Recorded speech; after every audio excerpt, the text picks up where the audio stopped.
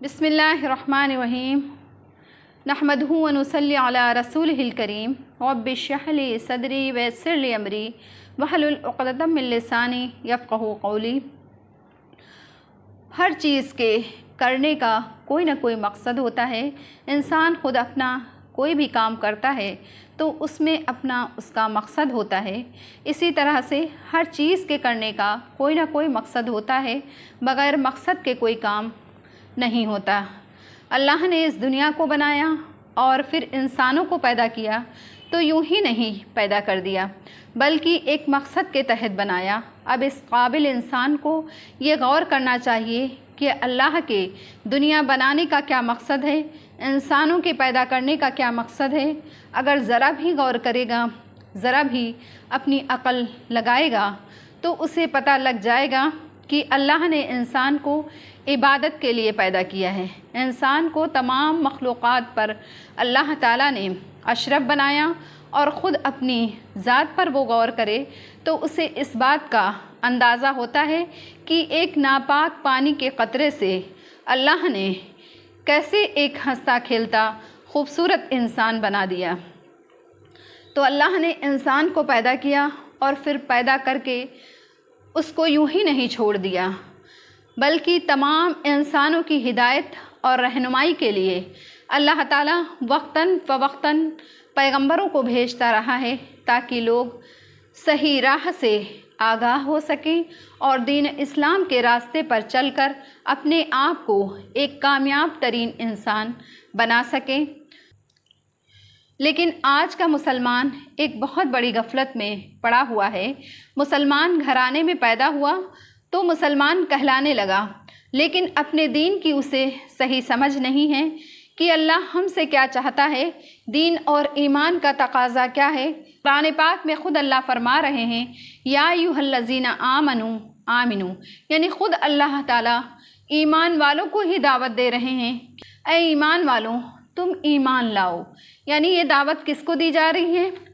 یہ دعوت خود ایمان والوں کو دی جا رہی ہے، یہ دعوت مسلمانوں کو دی جا رہی ہے کہ اے ایمان والوں تم ایمان لاؤ۔ یعنی ایمان کس طرح سے لانا ہے؟ جیسے صحابہ کرام اور صحابیات ایمان لائیں، اس طرح سے ایمان لانا ہے۔ اے اپنے آپ کو مسلمان کہلانے والوں تم ایمان لاؤ۔ اللہ پاک کس کو دعوت دے رہے ہیں؟ خود ایمان والوں کو دعوت دے رہے ہیں کہ تم ایمان لاؤ، ایسا ایمان لاؤ جیسے صحابہ کرام اور صحابیات ایمان لائے۔ تم اپنے دین و ایمان میں اتنا مضبوط ہو جاؤ، اتنا پختہ ہو جاؤ کہ تمہیں کوئی اپنے دین اسلام سے ہٹا نہ سکے۔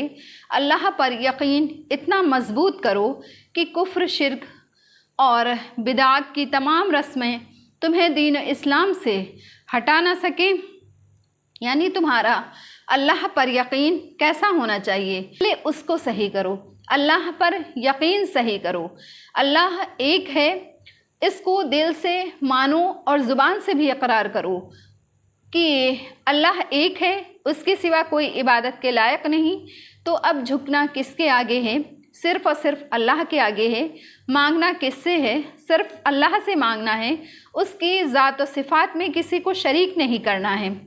آج کیا ہو رہا ہے؟ جگہ جگہ مزاریں بنی ہوئی ہیں، کسی کو ایسا لگتا ہے کہ اس کی کوئی دعا پوری نہیں ہوئی تو فوراً وہ مزار پر چلے گئے۔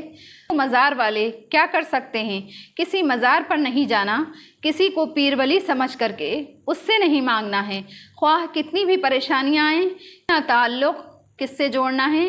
صرف اور صرف اللہ تعالیٰ سے اپنا تعلق جوڑنا ہے، اسی سے مانگنا ہے۔ وہی دینے والا ہے اور وہی پریشانیوں کو دور کرنے والا ہے، وہی دعاؤں کو سننے والا ہے، وہی تمام ضرورتوں کو پورا کرنے والا ہے۔ تو سب سے پہلے اپنا عقیدہ درست کرو۔ سب سے پہلے کیا کرنا ہے؟ اپنا عقیدہ صحیح کرنا ہے، پھر اللہ اور اس کے رسول سے محبت کرنی ہے، اور پھر ان کے بتائے ہوئے راستے پر چلنا ہے۔ اور اسی لیے اللہ تعالیٰ نے انبیاء کرام کو اس دنیا میں بھیجا، اور وہ اسی چیز کی دعوت دیتے رہے کہ ایک اللہ کی عبادت کرو۔ ایھا الناس انی ترکت فیکم ما ان اخذتم بہ لن تضلوا کتاب اللہ و اطاعت اہل بیت۔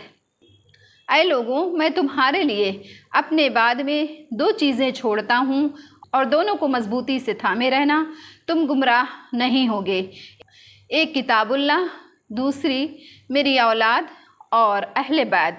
اور صحیح بخاری کی حدیث ہے، یقتدوا بالذین من بعدی ابی بکر و عمر، یعنی میرے بعد ابو بکر رضی اللہ عنہ اور عمر رضی اللہ عنہ کا اتباع کرو۔ اور حدیث میں ارشاد فرمایا، علیکم بسنتی و سنت الخلفاء الراشدین، یعنی میرے طریقے کو اختیار کرو اور خلفائے راشدین کے طریقے کو اختیار کرو تو کامیاب ہو جاؤ گے۔ اللہ ہم سب کو عمل کرنے کی توفیق عطا فرمائے، آمین ثم آمین۔